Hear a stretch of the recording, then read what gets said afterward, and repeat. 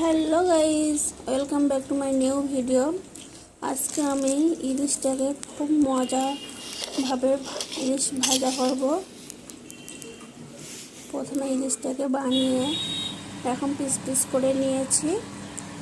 এটাকে এবারে লবণ, হলুদ, লঙ্কা গুঁড়ো দিয়ে ভালো করে মাখিয়ে নেব।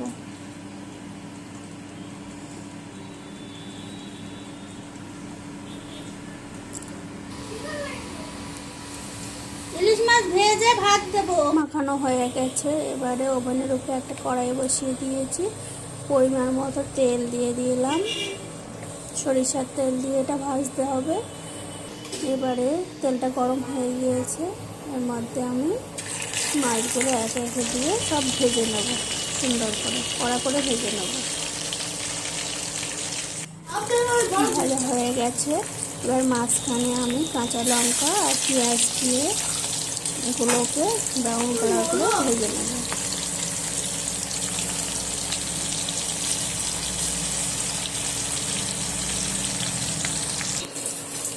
ভাজা হয়ে যাবে যখন, তখন এবার মাছের সঙ্গে সব অ্যাড করে দেবো।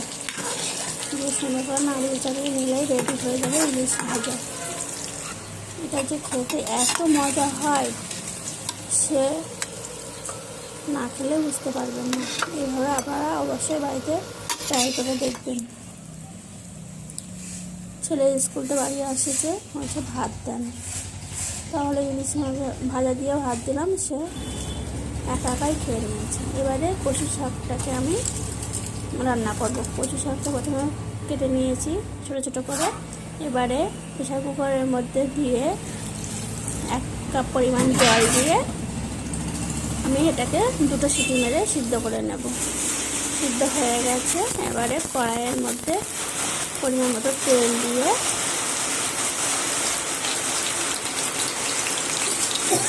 তেলটা গরম করা হয়ে গিয়েছে। এর মধ্যে এবারে কিছু চিংড়ি মাছ আগে থেকে লবণ হলুদ দিয়ে জাল করা ছিল, সেই চিংড়ি মাছগুলো দিয়ে এবারে রসুন 7-8টা কোয়া দিয়ে পেঁয়াজ কুচানো, আদা রসুন পেস্ট দিলাম, পেঁয়াজ আর কাঁচা লঙ্কা দিয়ে দিয়েছি। দিয়ে ভালো করে এটাকে ব্রাউন কালার করে ভেজে নিতে হবে। স্বাদ অনুযায়ী লবণ দিতে হবে। হলুদ দিতে হবে। দিয়ে ভালো করে আবার নাড়িয়ে চাড়িয়ে নিয়ে এই পর্যায়ে এবারে মশলা দিয়ে আবার ভালো করে ভেজে নিতে হবে। কিছু সব ভাজা হয়ে গেছে। এই রেসিপিটা একবার রান্না করে দেখবেন, খুব তাড়াতাড়ি হয়ে যাবে ও খেতে খুব মজা হয়।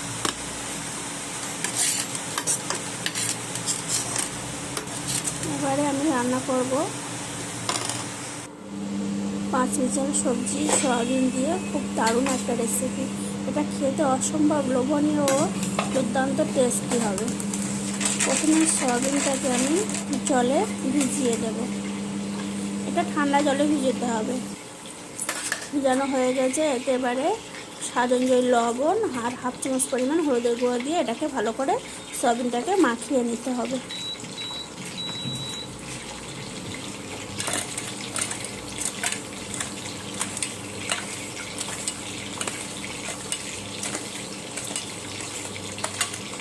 সয়াবিনটাকে মাখানো হয়ে গেছে।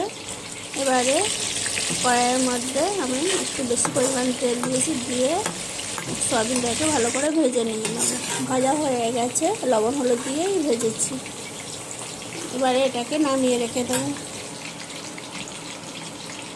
এবারে ওই তেলের মধ্যে আমি বেগুনটাকেও ভালো করে ভেজে নেব। স্বাদ অনুযায়ী লবণ আর সামান্য পরিমাণ হলুদ দিয়ে ভাজা হয়ে গেছে। এবারে বেগুনটাকেও আমি নামিয়ে রেখে দেবো।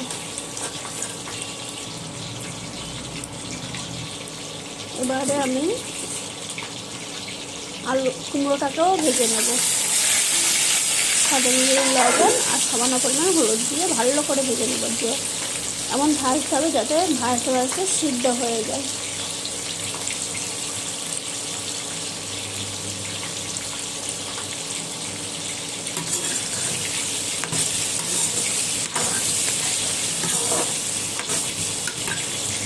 ভাজা আমার হয়ে গেছে, এগুলোকে আমি নামিয়ে নেব।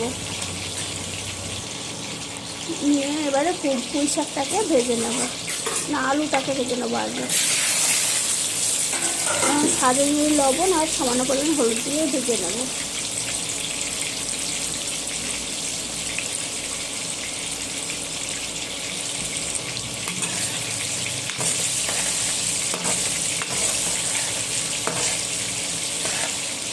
আলুগুলোকে ভাজা হয়ে গেছে, এগুলোকে আমি নামিয়ে রেখে দেবো। এবারে আমি পুঁই শাকটাকেও ভালো করে ভেজে নেব।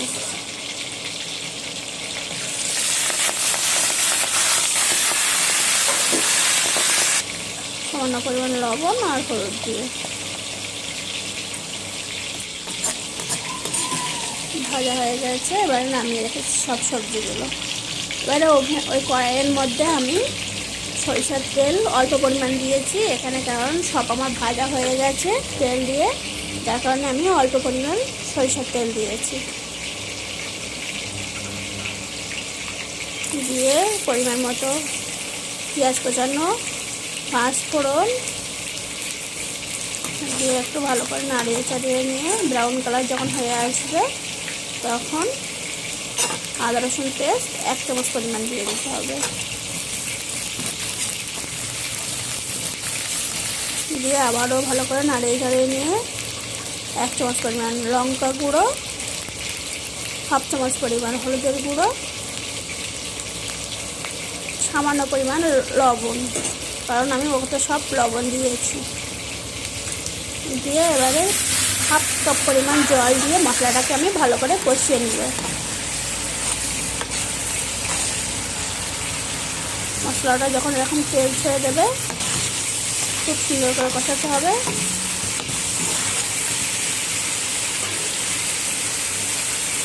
যখন এরকম তেল ছেড়ে দেবে ওই পর্যায়ে আমি যে সবজি সয়াবিন সব ভেজে রেখেছিলাম ওইগুলো সব দিয়ে আবারও ভালো করে কষিয়ে নিতে হবে।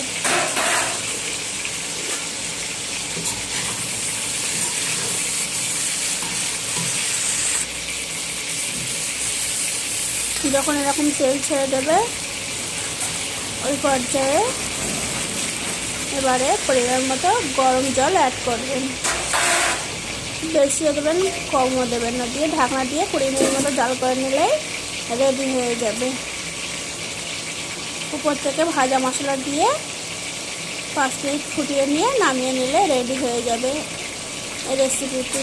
পুঁই শাক, কুমড়ো, আলু দিয়ে, সয়াবিন দিয়ে, বেগুন সব কিছু সবজি দিয়ে 5 মিশাল একটা তরকারি। যদি এই রেসিপিটা ভালো লেগে থাকে তাহলে আমার চ্যানেলটিকে আপনারা সাবস্ক্রাইব করবেন এবং ভিডিওটাকে শেয়ার করে দেবেন। তোমাদের ভালোবাসায় আজকে আমি এতদূর পৌঁছতে পারলাম। আর আমার সাবস্ক্রাইব পুরো 1,8 মানে 180 হয়ে গেছে। আপনারা আরও বেশি বেশি করে ভালোবাসা দেবেন যাতে আমার ওয়াচ টাইমটা পুরো কমপ্লিট হতে পারে।